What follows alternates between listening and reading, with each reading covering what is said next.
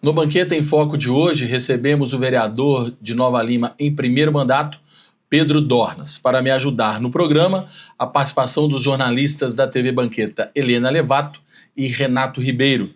Você de casa pode assistir o programa pela TV Banqueta no canal 6 da NET Claro para toda Nova Lima e Belo Horizonte, em todas as redes sociais da emissora, e também estamos na Com Brasil, que é o canal comunitário brasileiro. Portanto, em todas as antenas por satélite do Brasil, você também acompanha o Banqueta em Foco.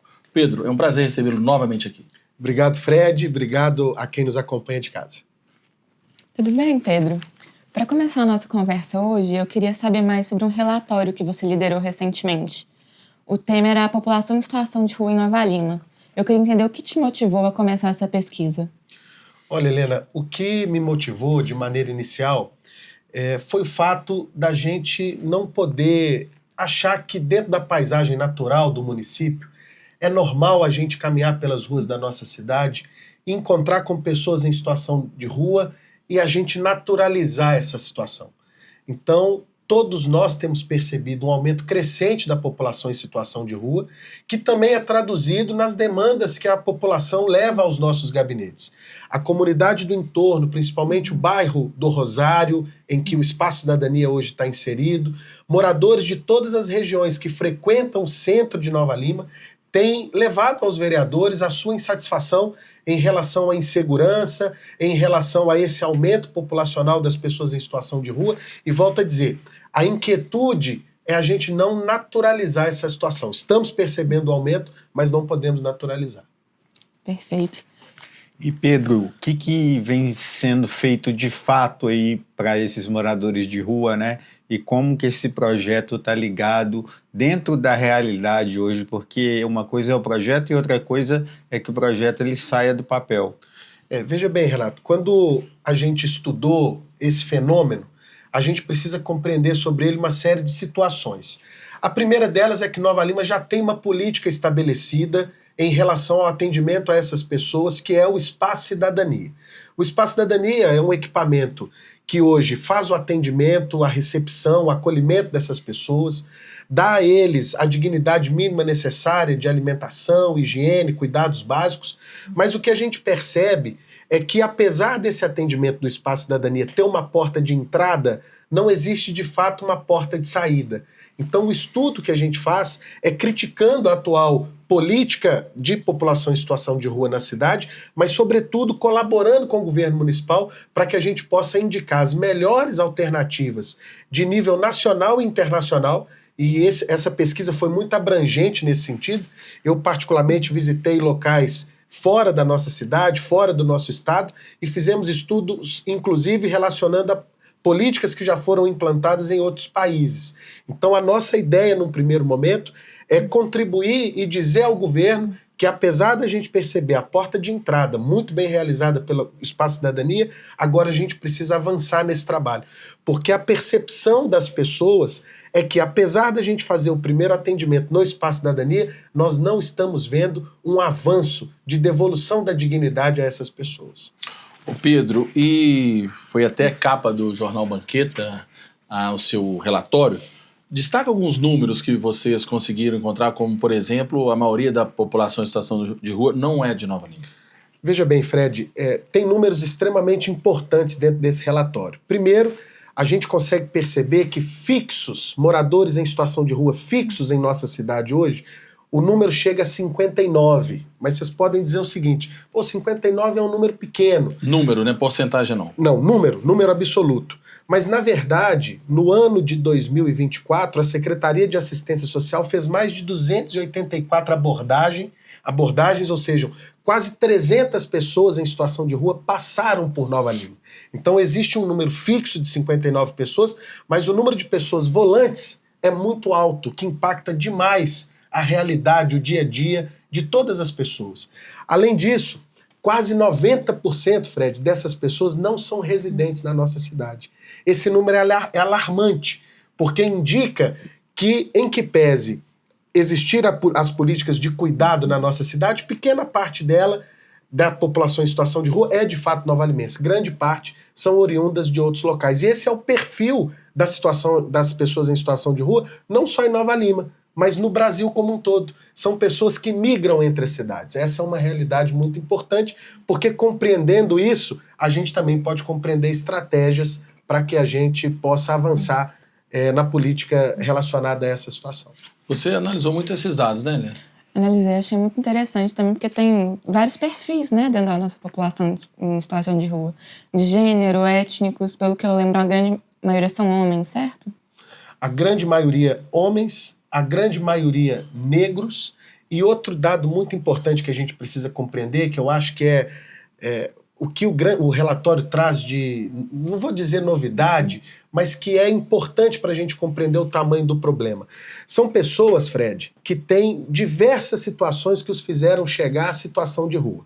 Então nós estamos falando de pessoas com vínculos familiares interrompidos, nós estamos falando de pessoas que tiveram problemas relacionados à pobreza ou ao desemprego e perderam as suas casas, nós estamos falando de pessoas que têm alto acometimento do uso de álcool e outras drogas. Enfim, esse cenário nos indica possíveis soluções na hora em que a gente compreende o que levou essas pessoas às ruas. Então esses três grandes fatores conseguem dar uma pista para os políticos para a gente compreender que a gente precisa atacar a questão da moradia, que a gente precisa atacar a situação da pobreza, que a gente precisa restabelecer vínculos familiares, né? E que a gente precisa, sobretudo, tratar a questão da saúde dessas pessoas. Porque quando a gente olha para um morador em situação de rua, existem também visões de grande parte da população, sobretudo aquela mais conservadora, que acha que aquelas pessoas estão na rua porque elas querem, porque ali eles têm uma boa vida. E, na verdade, a gente tem descoberto que não é por aí. A pessoa que está nas ruas, ela chegou, na verdade, ao fundo do poço. E ela não consegue ver mais esperança de que o outro dia pode ser melhor. Então, a grande questão que a gente precisa compreender é de como resgatar a esperança dessas pessoas para fazer com que elas possam sair das ruas e buscar os atendimentos necessários e a ajuda necessária. E nesses números também, muita gente cobra a atuação da Polícia Militar, da Guarda Civil Municipal. Não tem muito a ver com segurança, não. O que eu quero dizer é o seguinte, tem muita gente com problema criminal dessa população? Olha, Fred, existem pessoas que se incorporam dentro da população em situação de rua para cometer crimes. Essa é uma realidade. Eu não consigo trazer dados absolutos para a gente discutir sobre isso. Mas existem situações em que a gente consegue perceber que pessoas que são criminosas se passam por moradores em situação de rua para ali cometer os seus crimes. E talvez o exemplo mais categórico disso seja a Cracolândia de São Paulo, né? A Cracolândia de São Paulo ou foi, né, está em transição agora nessa política, mas foi um grande exemplo disso. Mas o que a gente pode dizer com muita clareza é que os crimes que eventualmente acontecem, as agressões que eventualmente acontecem, os furtos que eventualmente acontecem, são realizados por pessoas que realmente estão nessa situação, não necessariamente têm passagens por situações gravíssimas, não é essa a realidade da grande maioria das pessoas, mas que são pessoas que, volto a dizer, têm problemas psicológicos, psicossociais, de saúde e que precisam ser tratados. Porque não adianta, Fred, às vezes a gente levar essa questão como uma questão de problema policialesco e quando ela chega dentro de um julgamento, por exemplo, ela não consegue responder nem pelos seus atos. Então a gente precisa compreender, e eu acho que o relatório traz isso de uma maneira muito incisiva, que é tratar a situação dos moradores em situação de rua como uma questão de saúde pública. Pedro, você disse que o Espaço Cidadania ele traz bons benefícios de entrada e disse, por outro lado, que ainda a gente tem aí uma falta de recursos de saída, né? O que seriam esses recursos e como que eles poderiam ser aplicados aqui para essa população de rua? Olha, veja bem, quando a gente observa os serviços que são direcionados no Espaço Cidadania, são serviços assistenciais. E aí nós estamos falando aqui da alimentação, do café da manhã, do almoço, do jantar. Você sabe resgatar os horários certinho? Os horários não, eles chegam de manhã, tomam café, deixam os seus pertences. Tem a oportunidade de deixar os seus pertences, de tomar o café, de fazer a alimentação no horário do almoço e eventualmente até do jantar, caso eles indiquem que vão ficar para o jantar. Então, quer dizer, quando a gente percebe o que é o mínimo de dignidade esperado por uma pessoa, a gente espera que ela tenha água potável, a gente espera que ela tenha um local para ela tomar banho, e a gente espera que ela tenha minimamente a sua dignidade para poder se alimentar. Lá eles não dormem. Lá eles não dormem.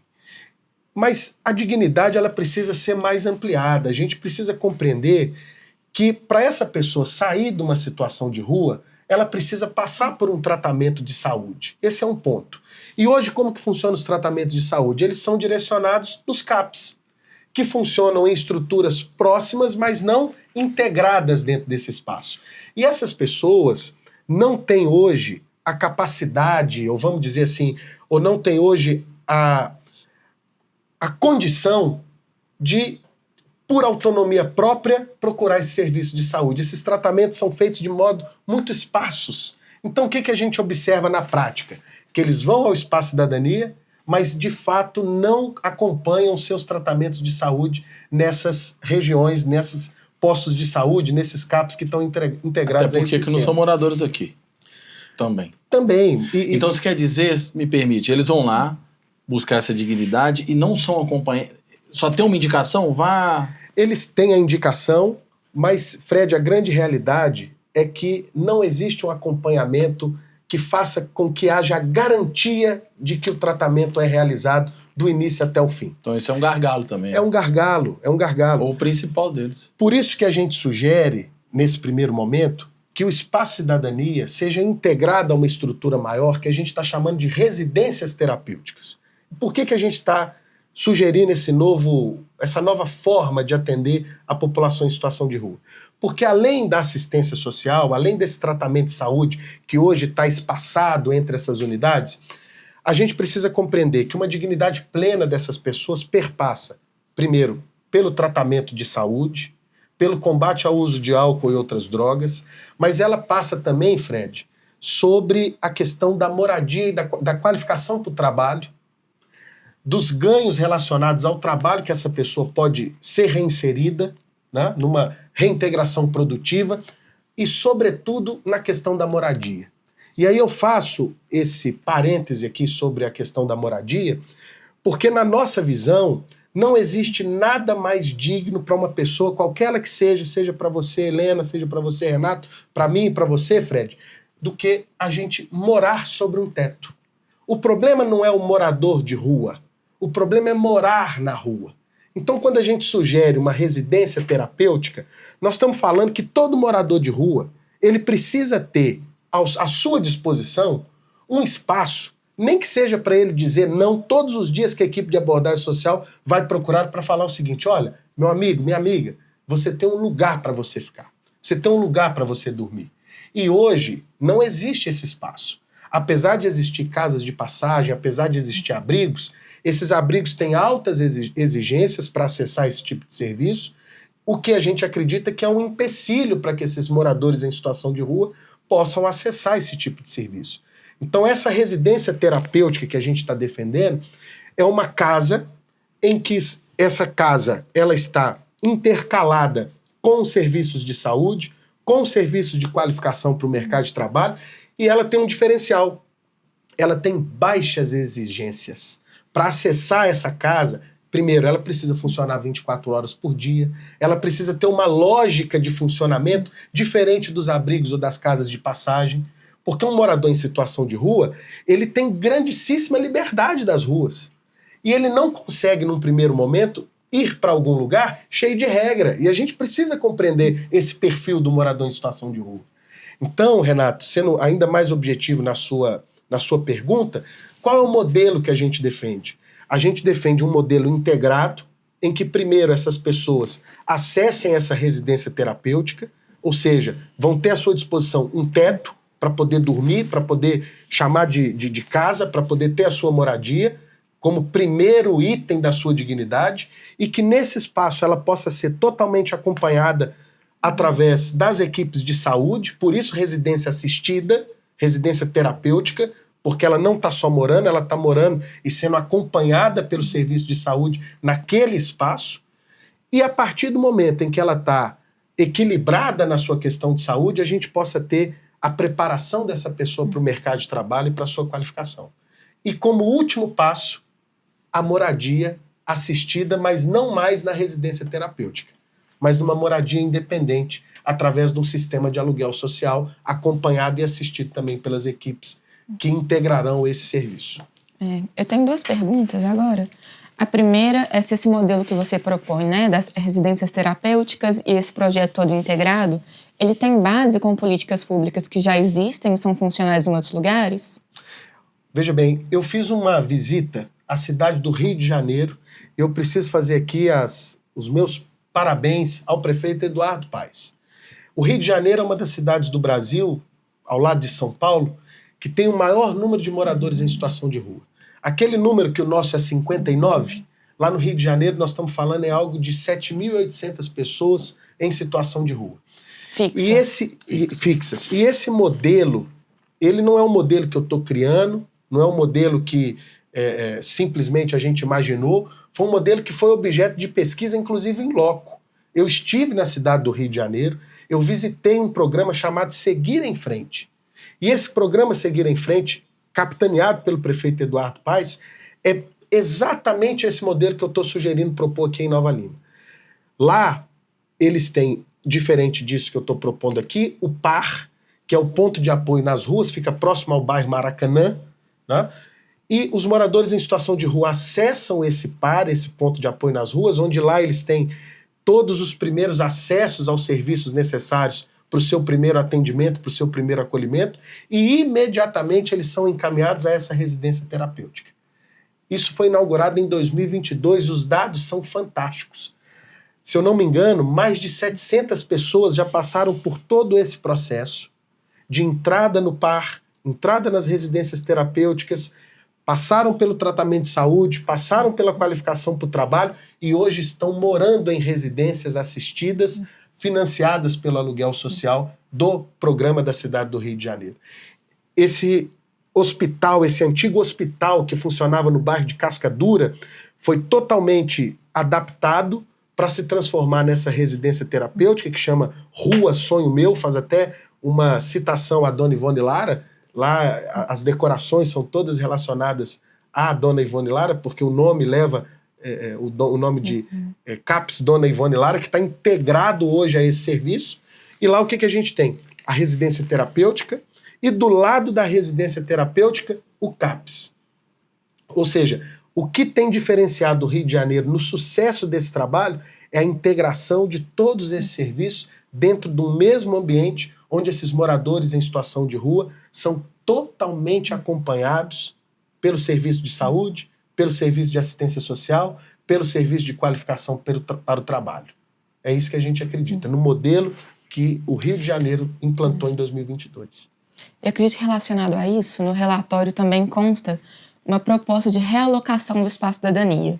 E aí, falando nele enquanto espaço físico, na minha interpretação, eu entendi que isso seria motivado pelo fato de que fisicamente a estrutura do espaço cidadania hoje não conseguiria ser adaptada para uma residência terapêutica com essa inclusão do CAPS. É isso mesmo? É isso. Veja bem, onde está o espaço cidadania hoje, não cabe uma residência terapêutica junto com o CAPS. Então, as pessoas às vezes têm o entendimento de que nós somos contra o espaço cidadania. Isso não é verdade. A gente acha que o espaço cidadania é um dos serviços que são necessários para atender os moradores em situação de rua. Um dos serviços. E não o único. O grande problema da cidade de Nova Lima hoje é que o espaço cidadania é tido como a única e absoluta política para atendimento dos moradores em situação de rua. Ou seja, a gente dá assistência, mas a gente não entrega a essa população a porta de saída tão necessária, que passa necessariamente pelo tratamento da saúde, pela qualificação para o trabalho e para o acompanhamento até a moradia. Então, veja bem, quando a gente sugere a realocação do espaço cidadania, nós estamos sugerindo que a prefeitura, o governo municipal, encontre um outro espaço e nesse outro espaço possam ser integrados 3 serviços fundamentais. O espaço cidadania, que é esse primeiro momento de acolhimento, de entrega das situações mínimas necessárias para a dignidade daquela pessoa, mas o que está faltando? A questão do tratamento da saúde, o acompanhamento dessas pessoas, a qualificação para o trabalho. E você já tem um planejamento de para onde o espaço cidadania seria realocado? Olha, a gente tem sugestões que nós encaminhamos ao governo municipal. O governo municipal é que agora, com esse relatório em mãos, que é um relatório de sugestões, vai ter a capacidade de poder identificar entre os seus equipamentos, entre os seus territórios, aquele que mais se identifica com o perfil de um equipamento semelhante a esse. Na prática, como que funciona? Demora muito tempo para isso acontecer ou não tem uma previsibilidade? Visto que muitas coisas não estão ao seu alcance, né? Depende de políticas públicas ali. E como que isso funciona para a gente falar de forma bem clara, assim, para quem está nos assistindo? Veja bem, Renato, a nossa função enquanto vereador é, obviamente, fiscalizar o Poder Executivo, acompanhar a execução das políticas públicas, legislar, mas eu tenho um relacionamento muito próximo ao prefeito João, muito próximo à Secretaria de Governo, e me sinto, e acredito que grande parte dos nossos vereadores também, grandes parceiros da política pública municipal e do governo do João Marcelo.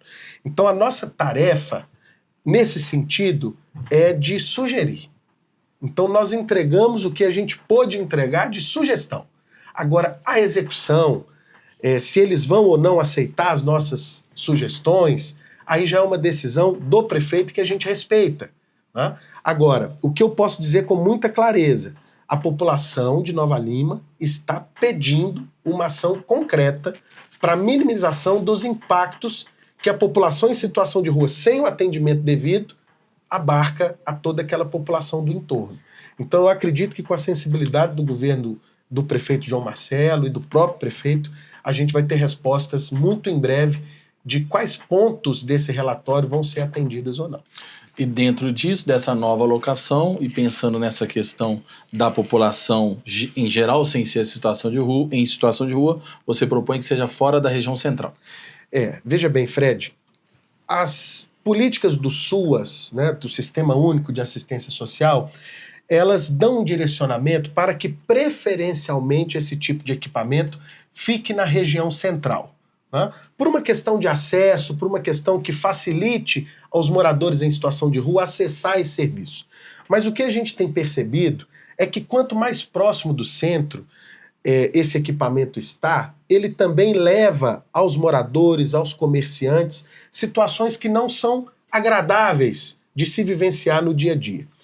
É preciso que a gente encontre um equilíbrio entre aonde vai estar equipado, aonde que vai estar instalado esse equipamento público, para que, de fato, haja o acesso ao serviço e que não seja um dificultador para que os moradores em situação de rua acessem esse serviço. A defesa que eu faço é que seja num local afastado do centro da cidade, né, que seja num local de baixo impacto de vizinhança. Eu acho que isso é importante, porque em que pese a gente acreditar nesse formato, a gente sabe que é um equipamento que gera situações no seu entorno que criam impactos, ora, negativos, né? Então, o que a gente sugere também dentro desse próprio relatório? Que a abordagem social, ela sim esteja no centro da cidade, e não o equipamento. Na hora que a gente tem um consultório de apoio nas ruas, um par móvel, que é o que a gente está sugerindo dentro do relatório, que é o ponto de apoio nas ruas móvel, e que a gente tem a condição de acessar esse morador em situação de rua, que num primeiro momento vai estar no centro, porque é no centro que ele consegue pedir a esmola, é no centro que ele consegue estar próximo aos restaurantes, às lanchonetes, para poder fazer frente às suas questões de alimentação. Se a gente tem um par móvel, se a gente tem um consultório nas ruas capaz de fazer abordagem e capaz de levá-los até esse centro, eu acho que a gente minimiza o impacto de ter o próprio equipamento no centro da cidade. E é isso que a gente defende. A abordagem vai continuar existindo no centro da cidade, mas o equipamento vai se preocupar um pouco com a questão da vizinhança. Ô Pedro, e você apresentou esse relatório, né?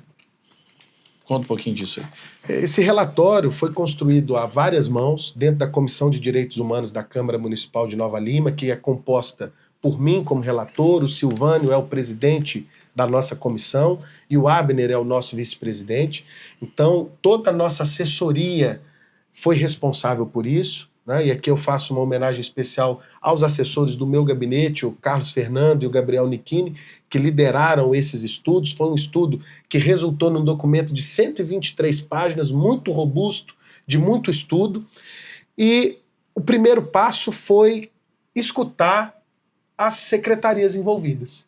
Então, nós estamos trabalhando nisso desde o início do nosso mandato. A gente escutou o secretário de Assistência Social, escutamos a secretária de Saúde, escutamos o secretário de Segurança, fizemos os estudos necessários de tudo aquilo que foi chegando para a gente como possíveis alternativas, fizemos visitas técnicas a vários lugares que vocês possam imaginar, visitamos o programa Seguir em Frente no Rio de Janeiro, visitamos o programa Estamos Juntos em Belo Horizonte, tivemos a oportunidade de conhecer o Canto da Rua, que é um programa da Pastoral do Povo da Rua, também em Belo Horizonte.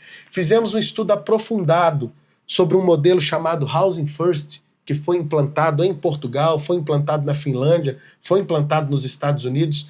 E de todo esse estudo a gente construiu esse relatório que foi inicialmente aprovado na Comissão de Direitos Humanos, recentemente, e na data de ontem, dia 8 de setembro, nós apresentamos esse relatório ao secretário de Governo, à secretária de Saúde, ao secretário de Habitação, ao secretário de Desenvolvimento Social e Desenvolvimento Econômico. Tá? Ou seja, hoje esse projeto já está entregue a quem de fato vai tomar a decisão. E saiu da inércia, né, Pedro? Que todo mundo vendo essa questão e nenhuma atitude foi feita. Nós vamos para um breve intervalo. No próximo bloco vamos falar de um outro projeto do Pedro, que é a inclusão da medicação à base de cannabis aqui pela Prefeitura de Nova Lima. Um minuto só.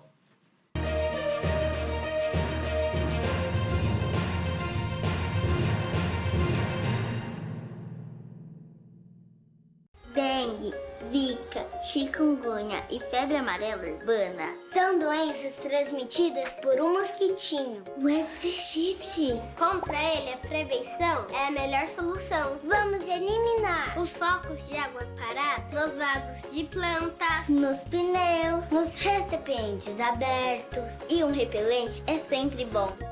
Vamos juntos com a LBV. Diga sim à prevenção. Apoio TV Banqueta. A CAP, Casa de Acolhida Padre Eustáquio, trabalha para que crianças, adolescentes e seus acompanhantes tenham amparo e estrutura durante a luta contra o câncer e doenças hematológicas até a sua cura. Com trabalho, empatia, compromisso e transparência, a CAP transforma necessidade em esperança. Faça a diferença na vida das crianças e adolescentes com câncer e doenças hematológicas. Faça parte desta história. Conheça pessoalmente o nosso trabalho. Apoio TV Banqueta.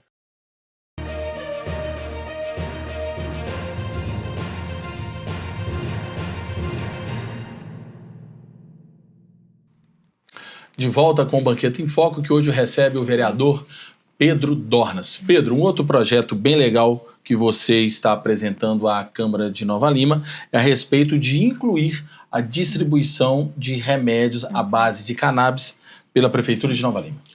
É isso, Fred.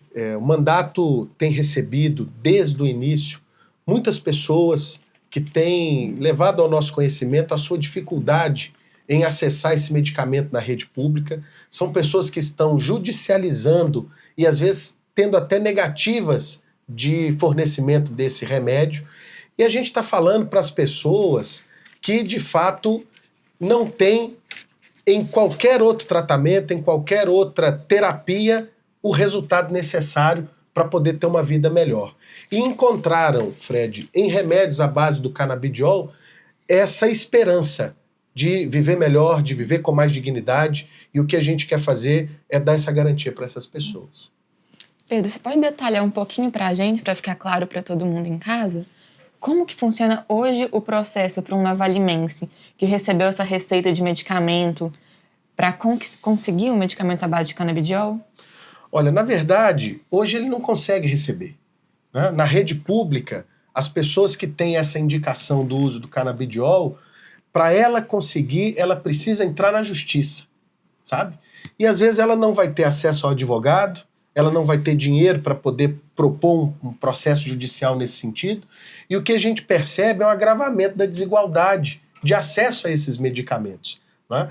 Então, a gente está vendo cidades como Diadema, João Molevade, própria Ribeirão Preto, que já tem legislações municipais que trouxeram essa questão para o debate local, porque a gente pode legislar sobre questões sobre a saúde local. Então, nós estamos abarcando essa justificativa para que a gente possa levar ao debate público a necessidade da gente entregar para essas pessoas que não têm em outros tratamentos, não têm em outras terapias, os resultados necessários. Quero saber, Pedro, como que esse medicamento ele funciona na prática? Porque é algo relativamente novo, que poucas pessoas têm acesso, principalmente pessoas mais simples, né, de pouca renda.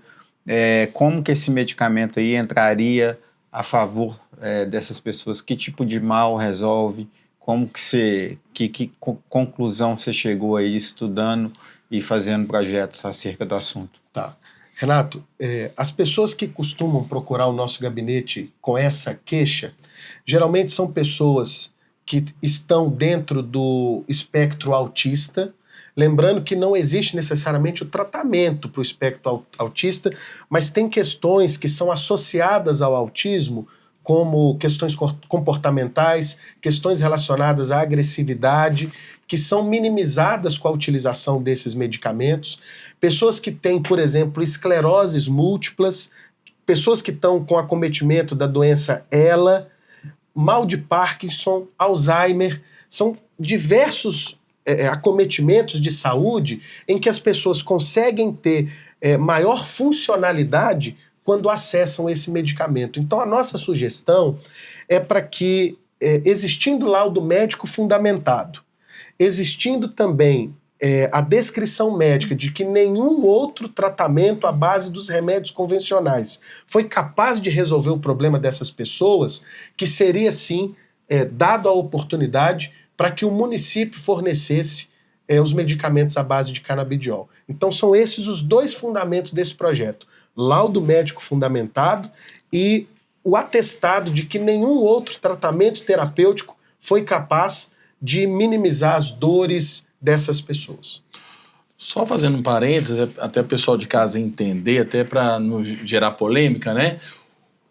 O Ministério da Saúde já aprovou o uso dessa substância enquanto medicamento. O que o Pedro está propondo é disponibilizar esse medicamento pela Prefeitura de Nova Lima.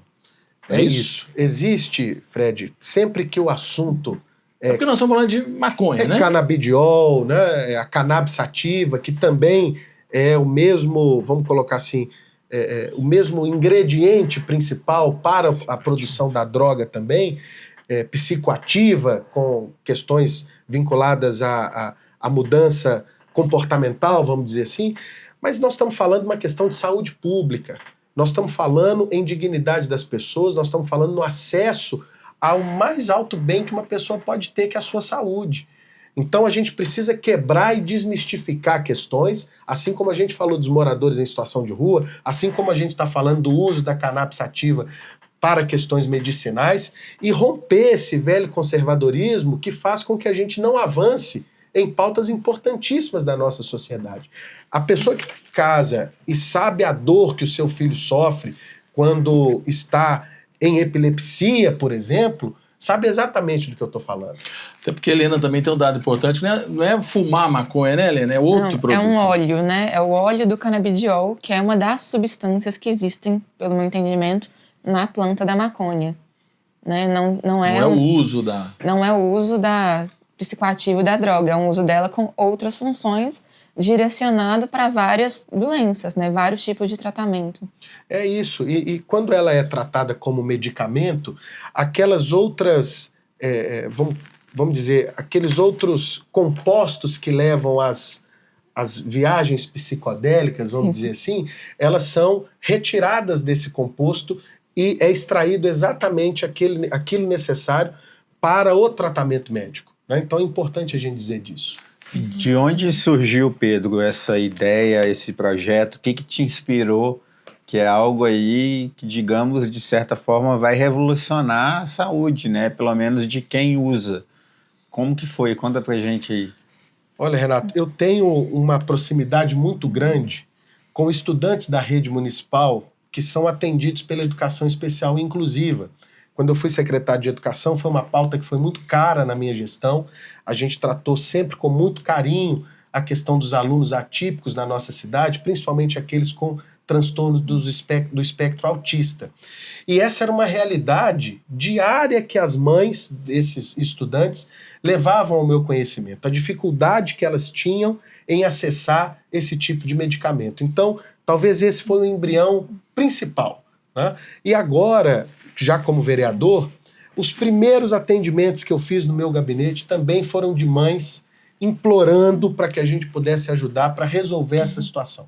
São pessoas que no seu dia a dia estão acometidas por essas comorbidades e que têm a sua funcionalidade melhoradas à medida em que conseguem ter acesso ao medicamento. Porém, é um medicamento extremamente caro, difícil de acessar, e que grande parte da população que necessita desse remédio são pessoas de baixa renda. Então, a gente não pode olhar para essa situação e perceber, ou continuar percebendo, uma desigualdade de acesso vinculado à renda. Quando isso acontece, o governo tem que entrar, a prefeitura tem que entrar para fazer essa diminuição na desigualdade do acesso e fazer com que todo mundo possa acessar o seu direito à saúde. Volto a dizer, saúde não é benefício, saúde não é um favor, saúde é um direito.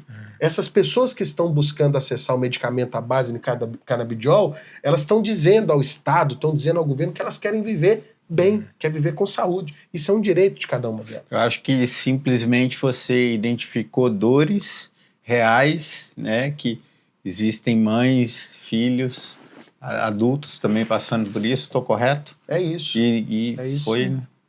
É isso. É a dor da pessoa que leva com que a gente faça algum tipo de ação. Até porque também, para simplificar o projeto do Pedro, existe uma lista que chama Remune, não é isso? A lista dos medicamentos distribuídos pelo município. E nessa lista não tem esse medicamento do qual estão falando. Então o Pedro propõe incluir esses medicamentos nessa lista. É isso, Fred.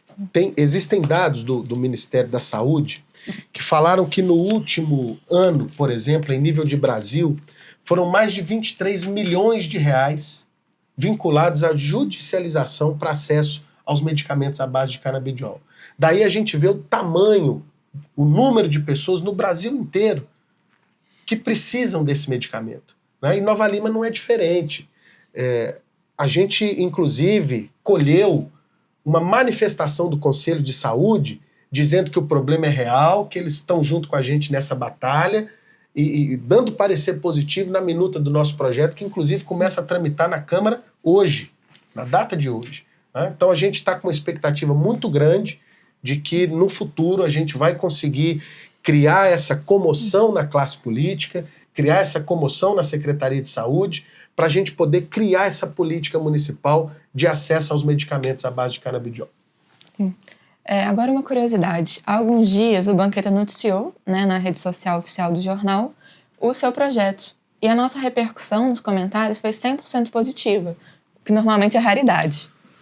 E justamente por causa disso, eu queria entender se você já tinha alguma expectativa do recebimento desse projeto, tanto pela população quanto pela Câmara.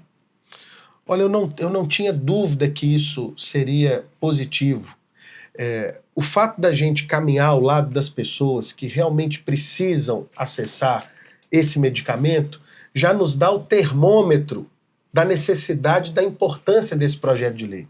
Então, particularmente, eu não tive surpresa nenhuma, porque, volto a dizer, a dor dessas mães, a dor dessas famílias que hoje veem os seus filhos precisando desses remédios e não tendo acesso, é muito dolorida, é muito pesada. E, graças a Deus, eu acho que a gente tem uma comunidade novalimense que já está percebendo a necessidade da gente desconstruir esses velhos parâmetros conservadores. Cannabis, já não, fala que é cannabis, já não quer assunto sobre aquilo. Não é sobre isso, né? Existiu uma mãe que me procurou mais recentemente, que é de chorar quando você conversa com ela sobre a situação da filha, né? Então, essas dores que a gente consegue perceber no dia a dia dos nossos mandatos, quando a gente está na rua, quando a gente está conversando com as pessoas, elas que são fundamentais para ter o termômetro necessário para a gente saber que, de fato, a gente está fazendo aquilo que deve ser feito, né? E você disse do Conselho de Saúde. Na Secretaria de Saúde, você chegou a conversar antes de montagem desse projeto? Não, Fred, a gente procurou o Conselho de Saúde de uma maneira mais específica, porque nele estão presentes todas as cadeiras necessárias. E até de uma forma imparcial, né? A gente acha que a construção do projeto de lei com os conselhos tem sido o passo mais justo, vamos dizer assim.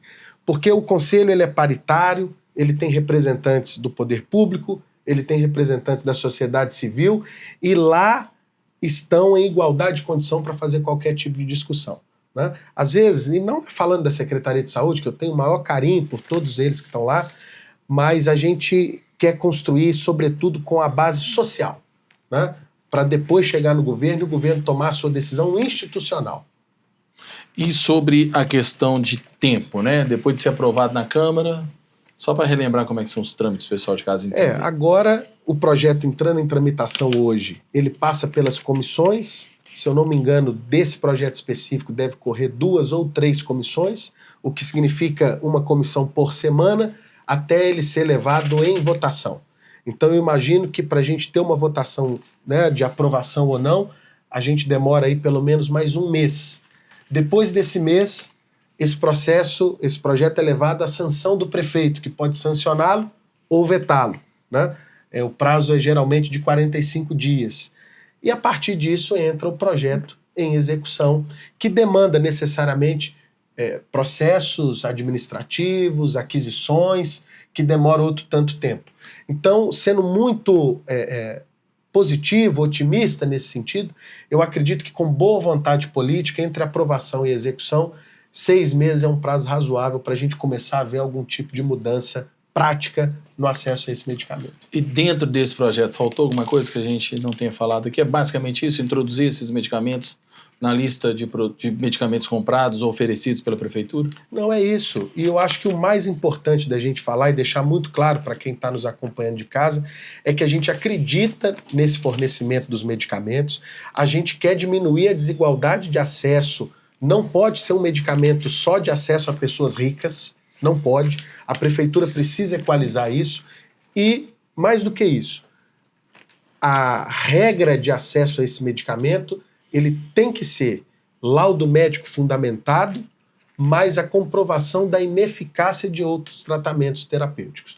Com isso, a gente acredita que o município vai ser capaz de fazer o fornecimento às pessoas que se encaixarem dentro desse padrão. Ok, Pedro, falamos de 2 projetos importantes de você, né? Inclusive, população em situação de rua foi capa do Banqueta, Canamudiol vai ser capa do Banqueta dessa semana de novo, né? Mostrando a qualidade do seu serviço, mas a gente vai aproveitar a sua presença aqui para saber mais de você a respeito de alguns temas atuais que você possa contribuir.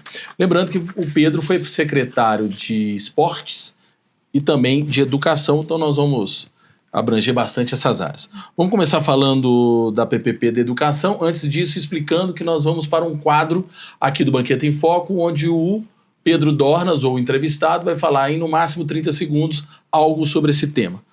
Pedro, qual que é a sua avaliação que você faz a PPP da Educação hoje já com o tempo já que já foi iniciada, aprovada ainda quando você era secretário?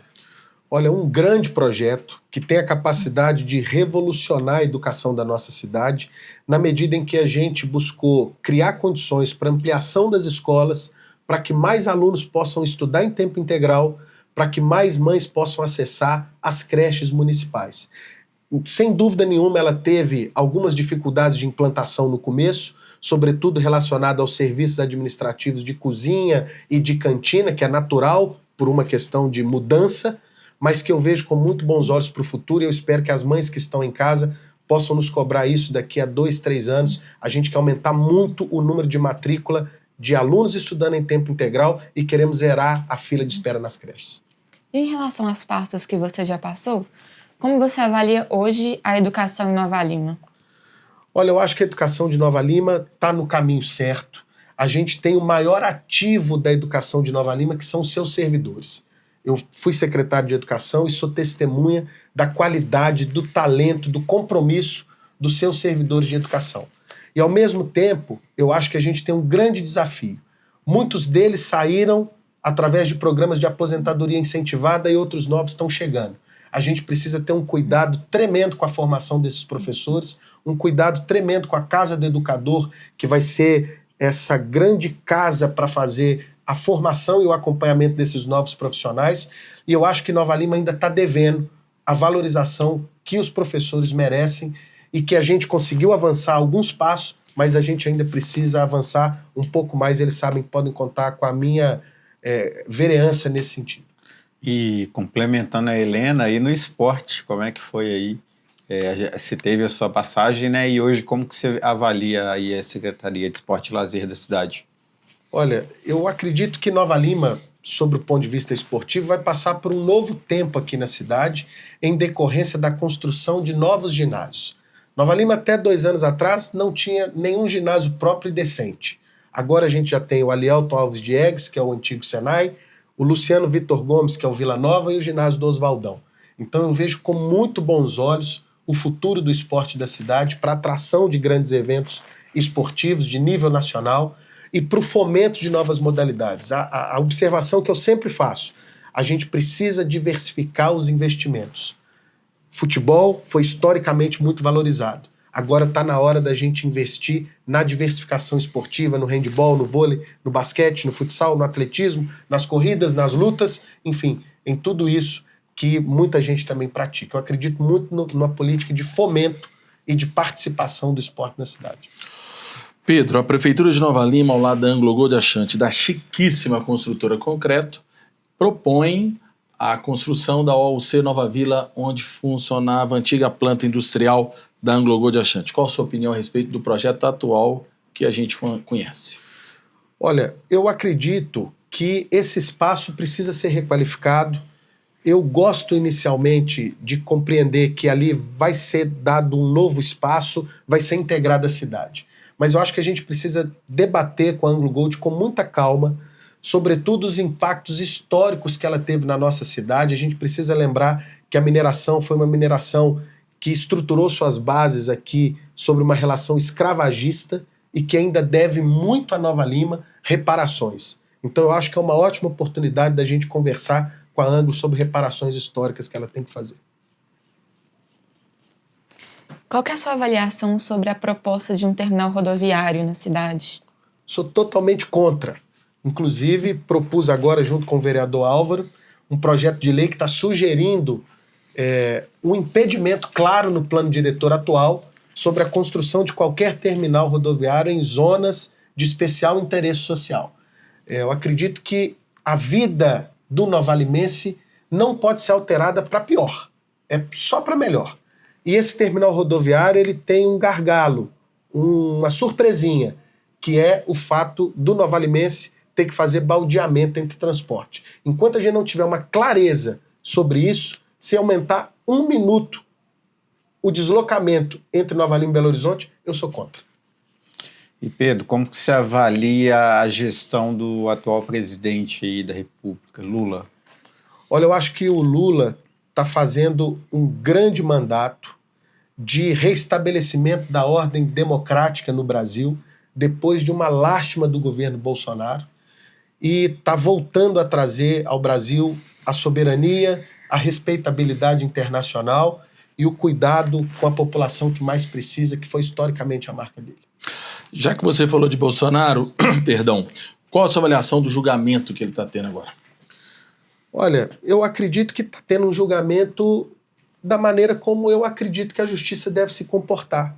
Um julgamento justo, com possibilidade de defesa, com a possibilidade dele demonstrar que não cometeu um ato contra as instituições democráticas, e eu acho que ele vai ter muita dificuldade, porque o que a gente viu em janeiro daquele ano foi um atentado contra a democracia do Brasil, capitaneada por ele e por pessoas que estavam muito próximas dele. E agora, trazendo um pouco para cá, qual que é a sua avaliação do governo João Marcelo? Olha, eu acho que o João é a maior liderança política que Nova Lima produziu recentemente. Ele foi responsável por uma transição geracional importantíssima na política local. E que o mandato dele é muito traduzido naquilo que é o slogan que ele colocou nesse segundo mandato, que é o futuro mora aqui.